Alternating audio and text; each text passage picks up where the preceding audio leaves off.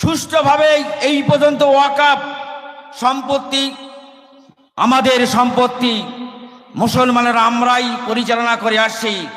সরকার চাইছে সেই ওয়াকফ যেখানে লক্ষ কোটি কোটি টাকার সম্পদ, সেখানে সরকার হাত দিয়েছে, সরকার দায়িত্ব নিচ্ছে পরিচালনা করতে। আজকে ভেবে দেখুন, আমাদের সম্পদ আমরা কি অপদার্থ? আমরা কি পরিচালনা করার অযোগ্য? না সরকারকে আমরা দায়িত্ব দিতে বলছি যে আমরা পাচ্ছি না? বাইক নিয়ে যে সমস্ত ভাইরা এসছেন, আপনারা একটু পিছনে চলে যান, পিছনে গিয়ে ওই সাইডে বাইক রাখবেন, পিছনে চলে যান, ওই সাইডে মাঠের এক সাইডে বাইকগুলো রাখবেন। সেই সরকার আমাদের ওয়াকফ সম্পত্তির উপরে হস্তক্ষেপ করতে চাইছে, অর্থাৎ মসজিদ, মাদ্রাসা, ঈদগাহ, কবরস্থান, দরগা, এই ওয়াকফ সম্পত্তির উপরে সরকার হস্তক্ষেপ করছে। নতুন কালা কানুন নিয়ে আসছে, সংশোধন করছে। তারপরে আপনারা জেলা শাসকের কাছে দায়িত্ব দিচ্ছে, জেলা শাসক যেভাবে পারবেন তাদের ইচ্ছা মতন এইগুলোকে পরিচালনা করবে।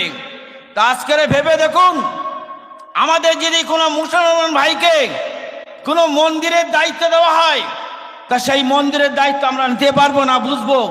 তাহলে আমাদের মুসলমানের সম্পত্তি, মসজিদের দায়িত্ব, মাদ্রাসার দায়িত্ব, ঈদগার দায়িত্ব, কবরস্থানের দায়িত্ব যদি কোনো অমুসলিম হাতে নেয়, তাহলে কোথায় যাবে ভেবে দেখুন। আজকে আমরা মুসলমানরা চোখ বুজে বসে আছি, কানে শুনছি ওয়াকফ বিল সংশোধন, ওই পর্যন্ত আমরা জানি না ওয়াকফ বিল সংশোধন, এই বিল যদি পাস হয়ে যায়, যারা আমরা মসজিদে আজকে নামাজ পড়ছি, যারা সেজদা করছি আগামী দিন তাদের পরিচালনায় চলবে। মসজিদে আপনি নামাজ পড়তে পারবেন না, মাদ্রাসার আপনার কোরআন হাদিসের সিলেবাস থাকবে না, কবরস্থানে আপনি কবর দিতে পারবেন না। যে এত জায়গায়, বিস্তারিত জায়গায় কবর দিয়ে জায়গায় নষ্ট হচ্ছে, সংশোধনীয় বিল যদি চলে আসে, আপনি কবরস্থানে মাটিতে শুতে পারবেন না, ঈদগায় জমাত হয়ে নামাজ পড়তে পারবেন না। সরকার চাইছে হাজার হাজার লক্ষ লক্ষ টাকার কোটি সম্পদ, এই ওয়াকফ সম্পদ যদি সরকার হস্তগত করতে পারে, একদিকে যেমন কোটি কোটি টাকা হস্তান্তর করবে, তাদের হাতে চলে আসবে, অন্যদিকে আপনার এই ওয়াকফ সম্পত্তির তাদের ভাষায় পরিচালনা করবে, তাদের মতো তারা করবে। অর্থাৎ মুসলমানের পায়ের তলা থেকে মাটি সরে যাবে।